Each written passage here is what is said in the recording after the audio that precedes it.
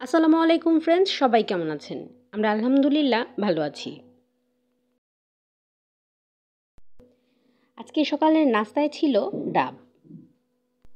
ঘুম থেকে উঠেই দেখলাম গাছে ডাব কেটে দিয়ে গেছে, তা খেয়ে নিচ্ছি। আর ডাবের পানিও রয়েছে, তাও খাবো। আর ভিডিওর শুরুতেই বলে দিচ্ছি, যারা আমার চ্যানেলটা সাবস্ক্রাইব করেনি তারা প্লিজ চ্যানেলটা সাবস্ক্রাইব করে দিবেন এবং ভিডিওটা ভালো লেগে থাকলে অবশ্যই একটি লাইক দিয়ে যাবেন।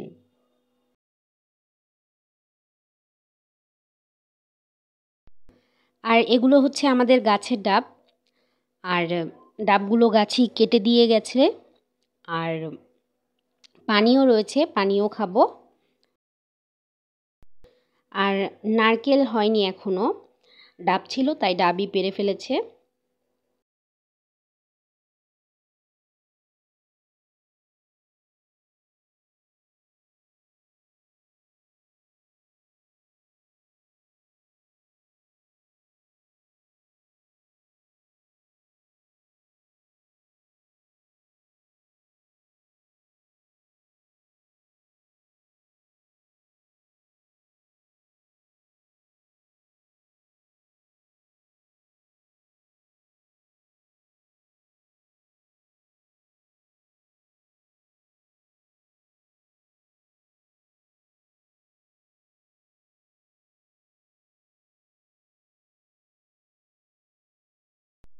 ডাব খাওয়া শেষে আমি ডাবের পানিটাও খেয়ে নিচ্ছি। আর আমাদের গাছের ডাবের পানি কিন্তু খুবই মিষ্টি আর খুবই সুস্বাদু।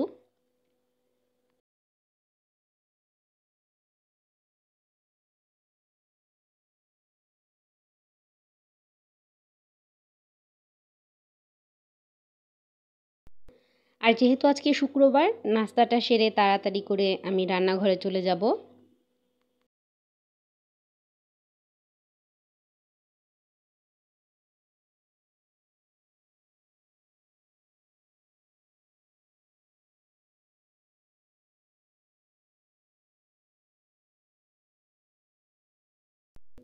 এরপরে তো রান্নাঘরে চলে এলাম। রান্নাঘরে ভাতটা বসিয়ে দিয়েছিল আম্মু, তা দেখে নিচ্ছি।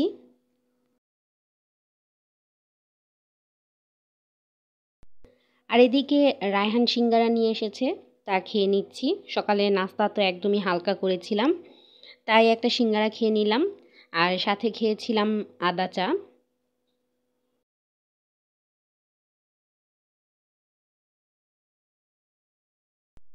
নাস্তা খাওয়ার মাঝে ভাতটা হয়ে গিয়েছে।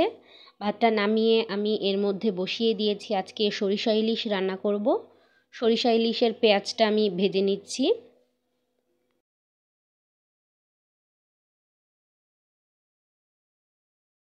এরপর পেঁয়াজ ভাজা হয়ে যাওয়ার পর আমি একটু পানি দিয়ে দিয়েছি, এর মধ্যে মশলা দিয়ে দিচ্ছি।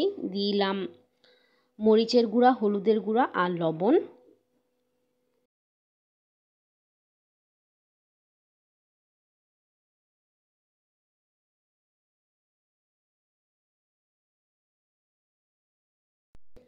এরপর মশলাটা কিছুক্ষণ কষিয়ে নেব যেন পেঁয়াজটা খুব ভালোভাবে সেদ্ধ হয়ে যায়।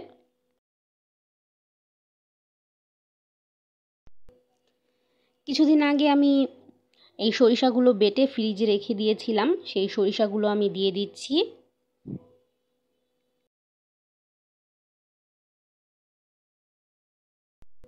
ডিপে রেখে দিলেই কিন্তু সরিষা বাটা এমনিতেই খাওয়া যায়, অসুবিধা হয় না, একটুও নষ্ট হয় না। আমি রেখে দিয়েছিলাম আর সাথে একটু লবণ মাখিয়ে রেখেছিলাম, তা এখন দিয়ে দিলাম। এরপর কিছুক্ষণ কষিয়ে নিয়েছি, তারপর আমি এতে ইলিশ মাছগুলো দিয়ে দিচ্ছি।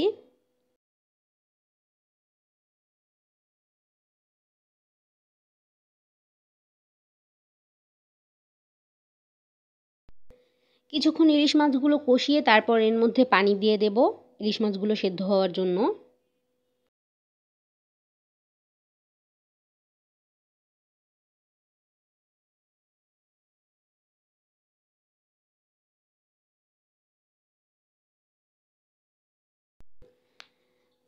তারপর তো মাছটা প্রায় হয়ে এসেছে, আমি পানিও দিয়ে দিয়েছিলাম। তারপরে এর মধ্যে দিয়ে দিয়েছি কয়েকটা কাঁচামরিচ, এতে ঘ্রাণটা খুবই সুন্দর আসে।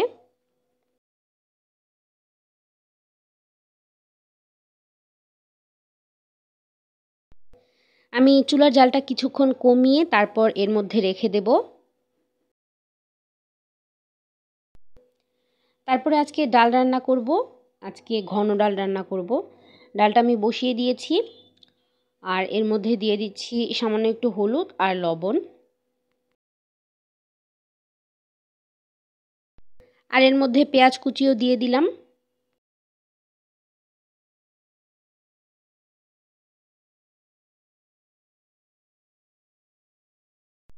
এরপরে ইলিশ মাছের তরকারিটাও রান্না করা হয়ে গেছে। যে জালটা কমিয়ে আমি রেখে দিয়েছিলাম, ইলিশ মাছটা নামিয়ে ফেলেছি আর ডালটাও বলক চলে এসেছে।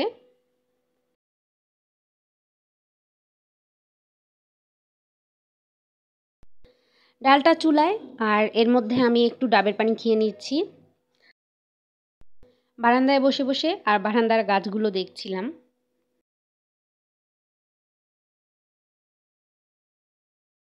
এরপরে আবার চলে এলাম রান্নাঘরে, দেখি ডালটা একদম সেদ্ধ হয়ে গেছে।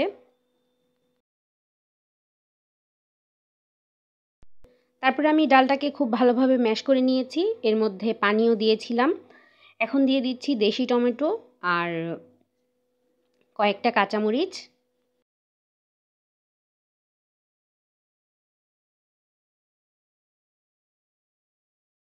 তারপরে আমি ডালে ধনিয়া পাতাটা দিচ্ছিলাম, তখনই দেখলাম গ্যাসটা শেষ হয়ে গেছে।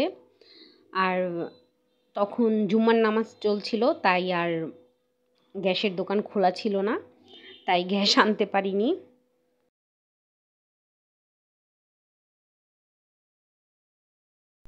আর রান্না করছিলাম তখন আমি খেয়ে নিচ্ছিলাম পাঁপড়। আজকে আব্বু বাসায় ছিল তাই পাঁপড় নিয়ে এসেছে। আর সাথে এনেছে পেঁয়াজকলি।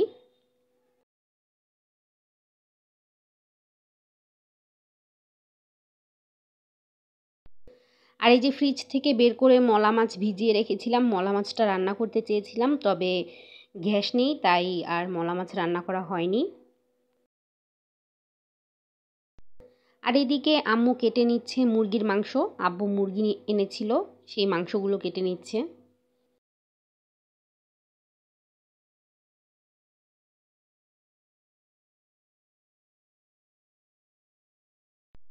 এরপরে তো দুপুরের খাবারটা খেতে বসে পড়লাম। দুপুরের খাবারে খেয়েছিলাম আমি ইলিশ মাছ। আর ইলিশ মাছটা আমি সরিষা দিয়ে রান্না করেছি।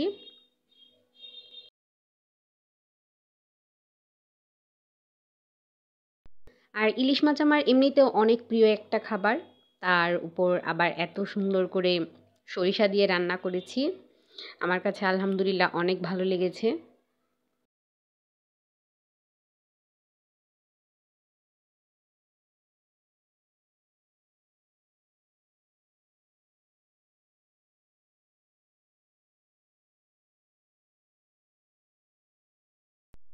আর সরিষা ইলিশ দিয়ে ভাত খাওয়া শেষে আমি আবার একটু নিয়ে নেব ডাল। আর অনেক দিন পর আজকে ডাল রান্না করেছি।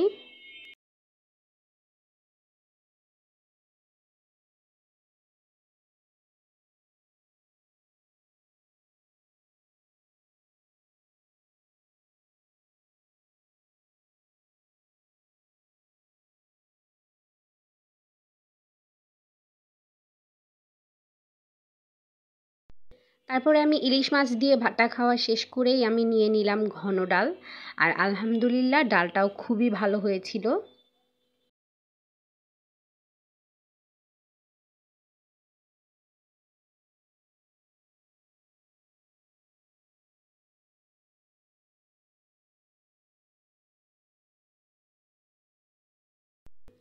আর ভাত খাওয়া শেষে আমি কিছুক্ষণ রেস্ট নিলাম, তারপর চলে গেলাম ছাদে। যেহেতু আজকে শুক্রবার, সব বাচ্চারাই ছাদে উঠেছিল আর সবাই খেলা করছিল। আমার কাছেও খুবই ভালো লাগে, তাই ছাদে একটু সময় কাটালাম সব বাচ্চাদের সাথে। আর সাথে তো শাফিমও এসেছিল আজকে।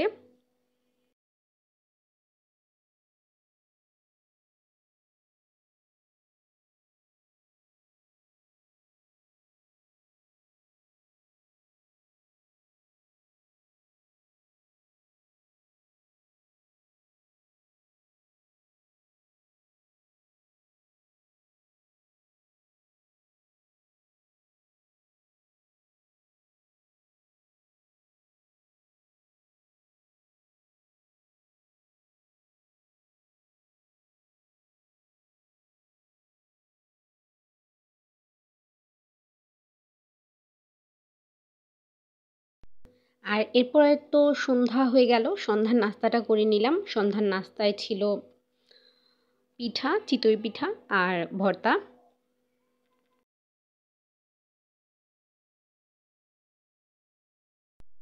আর আজকের ব্লগটা এ পর্যন্তই। যদি ভালো লেগে থাকে অবশ্যই একটি লাইক দিয়ে যাবেন। আর যদি আপনি আমার চ্যানেলে নতুন হয়ে থাকেন তবে প্লিজ চ্যানেলটা সাবস্ক্রাইব করবেন।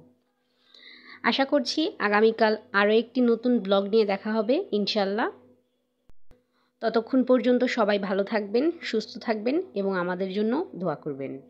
আজকে এই পর্যন্তই। আল্লাহ হাফেজ।